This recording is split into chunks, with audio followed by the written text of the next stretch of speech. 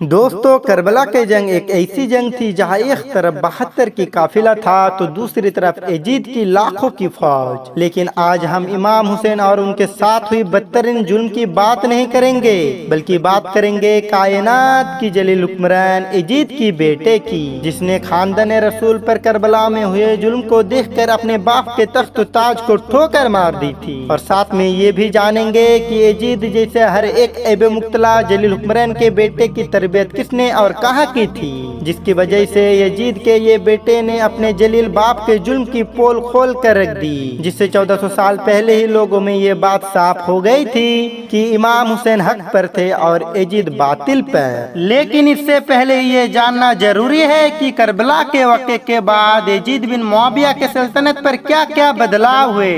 दोस्तों, आपके जानकारी के लिए बता दूं कि करबला के वाक़े के 3 साल के अंदर ही यजीद पलीद भी जहन्नम रशीद हो गया। अगर आप जानना चाहते हैं कि यजीद की मौत कैसे हुई तो इसके लिए भी मैं अलग से एक वीडियो बना दूंगा। अगर चैनल पे नए हैं तो चैनल को सब्सक्राइब कर लीजिए और नोटिफिकेशन के बटन को ऑन कर दीजिए ताकि सबसे पहले वीडियो का नोटिफिकेशन आप तक पहुंच सके। दोस्तों, यजीद के मौत के बाद उसके वसीयत के मुताबिक लोगों ने उसके बेटा मुआविया बिन यजीद को मुसलमानों का खलीफा घोषित कर दिया।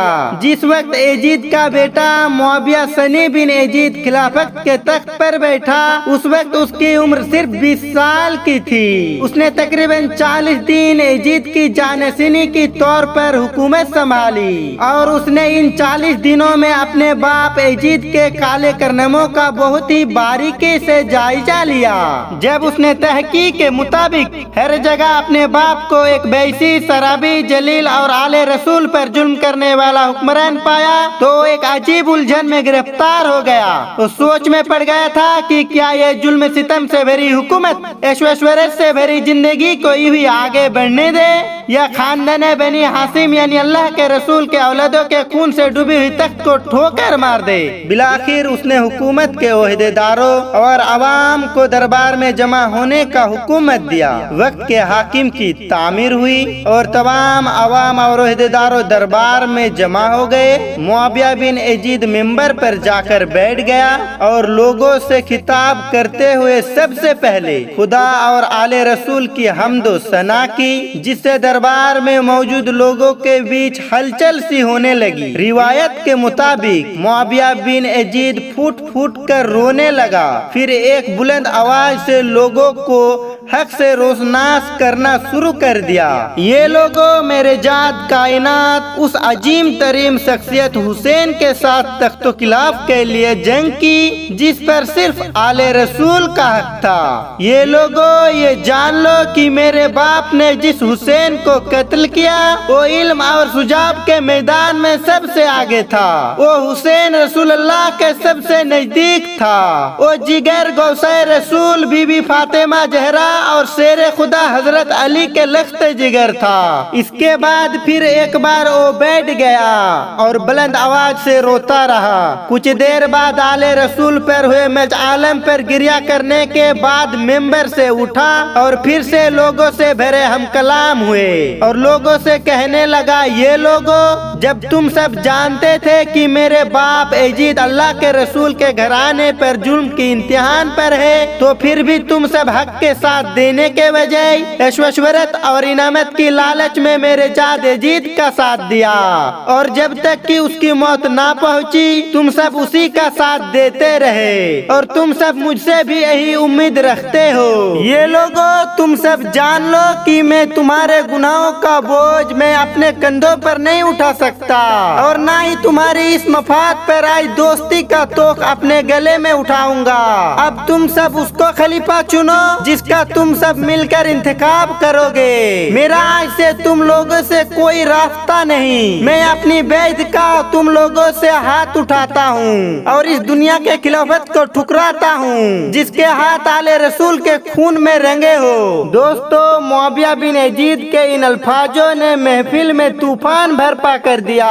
लोग हैरान से एक दूसरे के तरफ देखने लगे और एक दूसरे से बहस में मजबूर होने लगे। तभी मरवान बिन हकम जो मेंबर के नजदीक ही बैठा हुआ था, उसने मुआविया बिन यजीद पर एतराज करना चाहा, जिस पर मुआविया ने गुस्से के आलम में चीखते हुए बुलंद आवाज से मरवन से कहा, मुझसे दूर रहो, मैं जानता हूँ तुम बहाने से अपने गलत मंसूबों को मेरे जहन में दाखिल करना चाहते हो। मैंने तुम्हारे खलीफा या हुक्मरानी से फायदा नहीं उठाया, जो तुम्हारे गुनाहों की जिम्मेदारी अपने कंधों पर उठाऊं। अगर ये खिलाफत फायदे की चीज है तो अफसोस मेरे बाप ने इसके जारिये गुनाहों और बदबख्ती इजाफा किया है, और ये नुकसानदायक चीज है तो जितनी जलालत और गुनहगारी मेरे बाप को इससे हासिल हुई वही काफी है। मैंने अपने आप को इससे बर्बाद नहीं करूंगा।